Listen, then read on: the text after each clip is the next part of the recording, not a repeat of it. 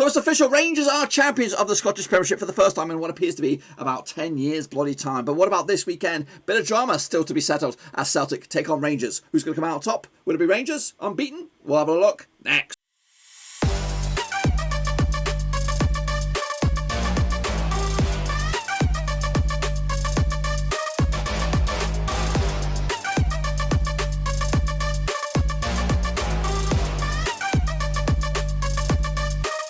That's right, folks, back once again another Premiership show. Today we're taking a look at match day number 33. That's right. It's the final game before the division breaks it up into two. But do we really care? Because it's already signed, sealed and delivered. Of course, Rangers are champions with a whopping 20-point cushion over the likes of Celtic. We'll take a look at all of that in just a second. Of course, a big shout out to the VIP Banda Brothers. We're talking about the Patreons. That's right, the VIP boys support the channel behind the bloody scenes. I do appreciate it, guys. Thank you for your continued support. If anyone else is out there that wants to join the band of men and women, check out the links down below. But anyway, let's get in the deep end, of course, and have a look at what went on, which appears to be like a bloody lifetime away. So here we go, the games that did take place last time, which was all the way back, starting from the 3rd of March. No, it wasn't. It was the 6th of March. It was Aberdeen taking, of course, Hamilton Academical 0-0 in the end. 2-0 for me. Got that one wrong. Meanwhile, Motherwell, they picked up a 3-1 win over Livingston to keep themselves moving in the right direction. Devante Cobb with a couple of goals there. Chris Long as well. Jake Fritzwater get a goal for Livingston, but unfortunately not good enough. I actually remember the 1-0 win for Livingston, but unfortunately I was not too bad. Of course, Rangers did beat St Mirren to put the title in their hands. Ryan Kent, Alfred Morelos and Ines Hadji get a goal for Rangers in the end. 3-0 for Rangers to not confirm the champions. They had to wait for the conclusion of the Celtic game. Meanwhile, of course, what do we got going on here? Ross County did beat Kilmarnock 3-2 in the end. Goals for Ross County. Come on, Billy McKay with a couple of goals there. Leo Helge going to go for Ross County. Carl Lafferty with a couple of goals there for Kilmarnock, but unfortunately not good enough. Ross Millen got himself sent off for Kilmarnock as they took a defeat there. Of course, St Johnstone did beat Hibs 1-0 in the end. 2-2 for me. Goal scorers on the day was Liam Craig giving St Johnstone the W. And of course, Dundee United, they did draw with, of course, Celtic, which, if Celtic had won this, they could still be a mathematical chance of Celtic catching them, but they would have needed the miracle of all miracles. But what it denied was the fact the Rangers' opportunity to win the title in Celtic Park there. That's probably maybe you could even say, you know what, maybe the gaffer said, let's not win this game because we don't want that nastiness to take place next time we play. But anyway, regardless of that, will they get a champions thing? We'll have to wait and see. Kicking off forward, it was a Brucey bonus week catch up, of course, as Ross County, as Livingston drew with Hamilton 2-1. Sorry, goal scorers on the day for Livingston, of course, Joe Emmanuel Thomas, of course, Scott Pittman as well. Cam Smith get himself a goal for Hamilton, but not good enough. Of course, Hibs did get a win though against Ross County 2-1 in the end. Goal scorers were Martin Boyle, Kevin Nisbet, and Billy McKay on the score sheet. As well. Let's take a look at it. I got myself 4 out of 8, something like that. Not good enough really, but it's fine. Let's take a look at the table as it stands. I believe it looks like this. Of course, Kilmarnock going down at the moment. Of course, Hamilton Academicals keeping the head above water for the time being. Ross County also keeping themselves away from trouble. As for the top, is Rangers, of course, Celtic in second. Hibs are third, 6 points clear. Of course, McInnes is no longer there as well at Aberdeen. It's all gone a bit crazy. Livingston are fifth, and they'll be fifth. They're not going to be in that bottom half. St Mirren, though, at the moment, staying in the top 6, but it could be between St Mirren, St Johnstone, and Dundee United for that final berth, depending on what goes on in the final matches before the split. Let's take a look at, of course, your picks. Here we bloody go. That's, of course, the agenda there. Of course, Vincent Hong, you did good. Mark Chapman also did well. Shane O'Donnell, well done to you, of course. Fabulous. Of course, Jake Josh says, Fred, you did shite. Deepak the Great, you did good. Of course, Shepherd also did very, very well. Cody Go also did very, very good. Of course, Alan MC, you know me, you did good as well. Of course, Owen Esquivel also did very, very well. And Chapman Mirror, fair play to you. Of course, Russell Frost also did good. Aaron Strickland did bits. Maurice Spiritelli also did well. Yannick Buster did bits. James PFC also great. Not too shabby. Of course, Matt Gunner did bits.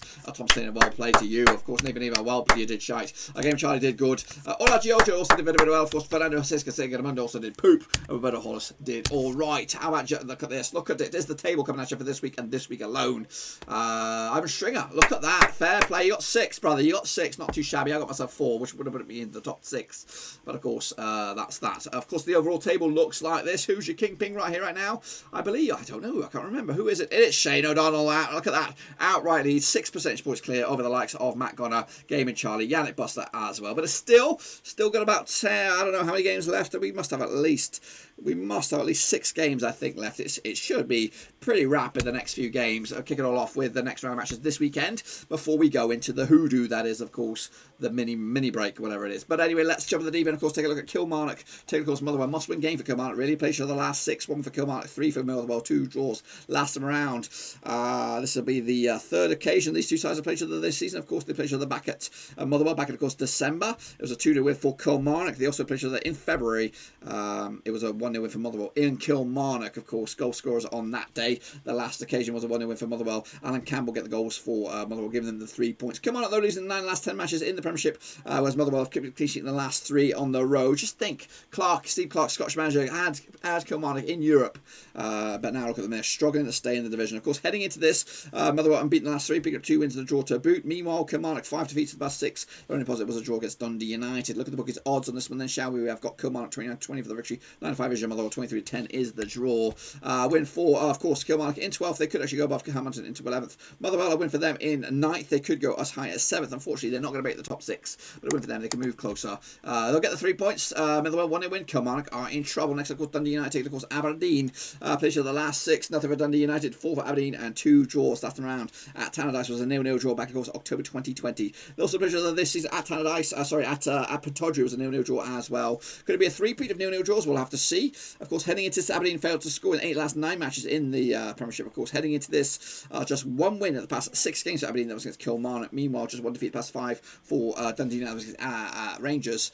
Back-to-back draws, though, so not great for either of these two sides here. 27-10 for Dundee United. 21-10 is your draw. 11-10 is your Aberdeen. Aberdeen in 4th, and they'll be 4th no matter what.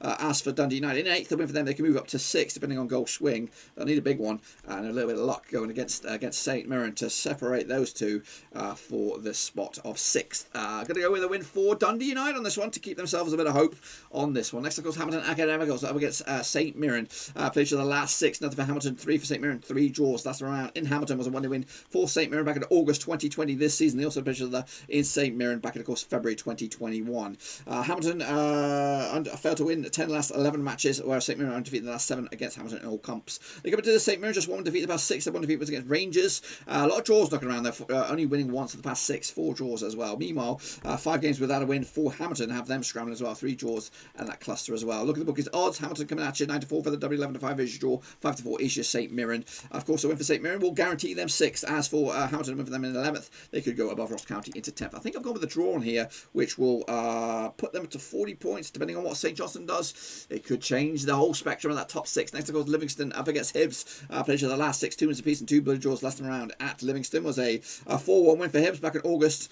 this season. They also played each other this season at Easter Road. It was a 3-0 win for Livingston back in, of course, January. Heading into this, of course, Hibs winning 4 of the past 6 games, losing to the Super Jays and also losing to Motherwell not too long ago. Just 1 win and 6, though, for Livingston, as their amazing form that was a couple of months ago now has gone way lost. 11-5 for Livingston, 23-10 is your, 5-4 is your Hibs. Hibs are 3rd and will be 3rd no matter what. Livingston are 5th, and a win for them, they could close it in on 4th. For me, I think Hibs will get something out of this one, 2-1 win at Livingston. Here we go, St Johnstone up against Ross County. Let's take a look at this one then, shall we? Played each other the last 6. Nothing for St Johnstone, 2 for Ross County, 4 draws. Last round at St Johnstone was a 1-0 win for Ross County back in, of course, September. Also played each other this season is Ross County. It was a 1-1 draw back in Jan. No, Ross County have actually lost 9 last 11 away matches in the Premiership, whereas Ross County also undefeated in the last 7 against St Johnstone as well, undefeated. Meanwhile, heading into this, 3 wins and 3 defeats of the past 6 games for Ross County, have them moving in the right direction. Meanwhile, unbeaten in the last 4, in fact, just 1 defeat of the past 6 for St Johnstone, has them believing that they could break that top 6. So look at the bookies odds. 27 on is your St Johnstone, 30-5 is your draw, 4-1 is your Ross County. Of course, win for Ross County in 10th. They could close in on 9th. A win for St Johnstone and a bit of a goal swing and all that kind of jazz, they could go into the top 6. I think they'll get the win, which will get the calculators out to see if it's good enough to get top 6. And then finally, it's the Battle of Glasgow, of course. Celtic up against Rangers. Of course, Celtic cannot get the title, but they could stop Rangers from being unbeaten the whole season. Well, what will happen, of course, they played the last 6, 2 wins for Celtic, 4 for Rangers, no draws last round at Celtic. Was a 2-0 win for Rangers back in, of course, October 2020. They've actually won both of them this season. Actually been 3 wins on the spin for Rangers over Celtic. Of course, it's a massive massive change of the whole spectrum. Rangers, though, winning 22 of the last 24 matches in the Premiership. And they're also unbeaten in a whole bunch of games as well, including the Europa League, drawing with Prague last round, taking it on Prague today in the second leg. Can they get through to the next stages on that one? We'll have to see. Of course, Celtic just won in the past 3 games, and that was against Aberdeen, drawing to Dundee United and losing to Ross County. Look at the bookies odds on this one then. Shall we 30-8 for Celtic, 30-8 for Rangers, 23-10 is your draw. Of course, with for Celtic, we could just stop Rangers from being on 100% because everything else is settled. For me, though, I think Rangers will nick this one again to make it 4 wins on the spin against Celtic, and again, or be a little bit of glorious at Celtic's turf. Let's take a look at, of course, the table at the end of it. Of course, Rangers will then go 23 points clear at the top of the table. Hibs will be in 3rd, closing in on Celtic. Also, Aberdeen are 4th, losing heat as well. Kilmarnock going down. Hamilton also in the discussion as well. Of course, St Mirren just drop out of the top 6. St Johnstone take it on goal difference. Of course, the division will split soon, the next time we come around, which will be after the international break. Until then, though, be sure to give the video some moment, smash your thumbs up, smash your subscribe, check the links down below on Twitter, Facebook, and Twitch. And again, if you want to support the channel in another way, you could become the latest member of the Patreon. Until then, though, that's all I've got for you. Enjoy yourself. I'll see you soon after the international break, but of course, lots more content coming on the channel. Until then, though, I'll see you all soon next time.